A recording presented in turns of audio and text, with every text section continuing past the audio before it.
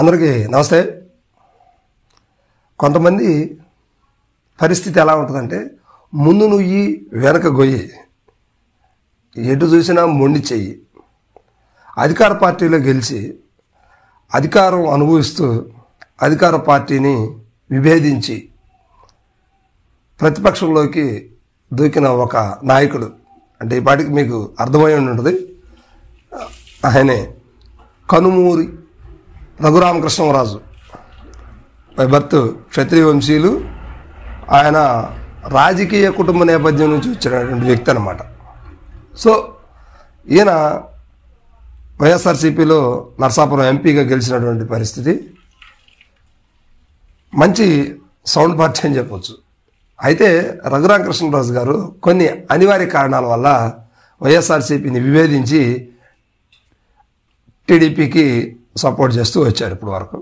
అయితే జగన్మోహన్ రెడ్డి మీద గతంలో ఉన్నటువంటి కేసులు కాకుండా ఈయన చాలా విధాలుగా కూడా ఆయన మీద కేసులు వేయడానికి ట్రై చేసి టీడీపీ దగ్గర మెప్పు పొందడానికి, బీజేపీ దగ్గర మెప్పు పొందడానికి కొన్ని కార్యక్రమాలు అయితే జగన్ మీద ప్రారంభించాడు వ్యతిరేకతతోటి.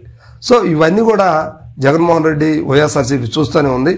ఆయన చేయనటువంటి పరిస్థితులు అయితే ఏం లేవు. వైఎస్ఆర్సీపీ మీద బురజల్లడానికి ఎంతో ప్రయత్నించాడు. అంటే ఇది ఒకటి గమనించండి, ఇది నేను వైఎస్ఆర్సీపీ ఫేవర్గా అయితే చేయట్లేదు, టీడీపీకి అనుకూలంగా నేను మాట్లాడట్లేదు. జస్ట్ ఏంటంటే ఉన్న ఇన్ఫర్మేషన్ చెప్తున్నాను అన్నమాట. రఘురామకృష్ణరాజు గారు వైసీపీ మీద ఎన్నో కార్యక్రమాలు చేపట్టారు.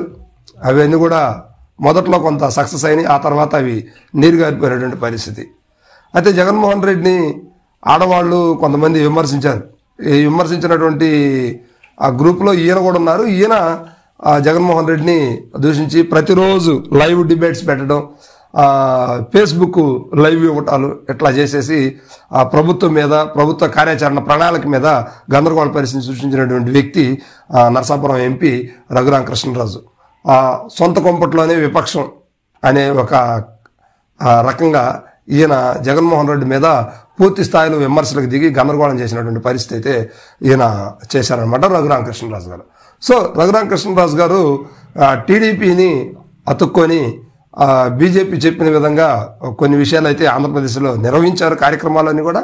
అయితే ఆయన ఏదో సీట్ ఇస్తారని, లేకపోతే రాజకీయంగా నాకు మంచి లబ్ధి చేకూరిద్దని అని ఊహించినటువంటి పరిస్థితులు అయితే ఉన్నాయి. కానీ అనూహ్యంగా తెలుగుదేశం, బీజేపీ, జనసేన పొత్తులో ఇచ్చినటువంటి టికెట్లలో ఆయన పేరు లేకపోవటం చాలా బాధాకరంగా ఉంది. ఎందుకంటే ఆ ఏరియాలో ఆయన పేరున్నటువంటి నాయకుడు, గట్టి నాయకుడు, ఇండిపెండెంట్గా కూడా గెలవగలిగే సత్తా ఉన్నటువంటి నాయకుడు రఘురామకృష్ణరాజు, త్రిబులార్ అని చెప్పేసి రాష్ట్రంలో అందరికి తెలిసినటువంటి వ్యక్తి అనమాట. అయితే నేటి పరిస్థితుల్లో ఆయనకి టికెట్ అయితే లేదు.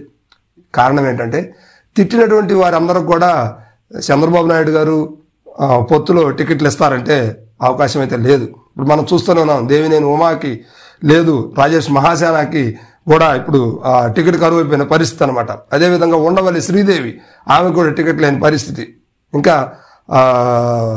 ఇక చూస్తూ పోతే మన చాలామంది ఈ కోవకు చెందినటువంటి చాలామంది ఎవరైతే బొండా ఉమా కావచ్చు, వీళ్ళందరూ కూడా టికెట్ కోల్పోయినటువంటి పరిస్థితి అయితే ఉంది.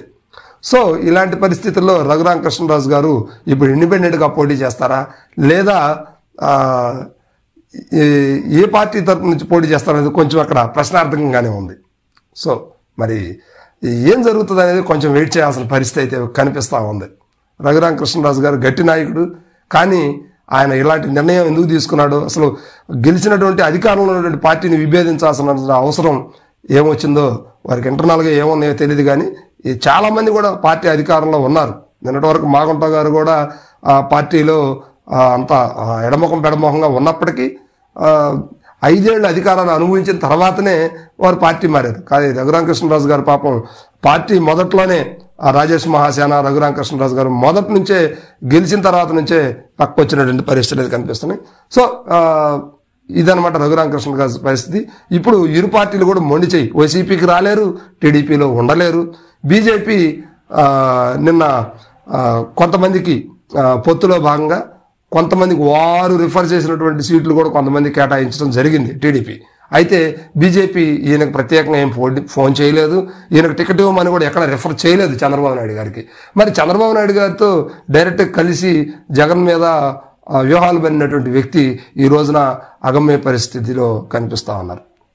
ఓకే, మరి ఏం జరుగుతుందో చూద్దాం. ఇండిపెండెంట్గా పోటీ చేస్తారా లేదా ఈసారికి సరిపెట్టుకొని ఆగిపోతారనేది కొంచెం వెయిట్ చేయాల్సిన పరిస్థితి ఉంది. ఇంకా కొన్ని ఇంకో లాస్ట్ తక్కువ పేర్లతో ఒక లిస్ట్ అయితే రావాల్సింది టీడీపీ నుంచి. అది వస్తే కానీ అందులో ఇది కన్ఫామ్ అవుతుందా లేదనేది చూడాలి. అంతవరకు సెలవు, నమస్తే.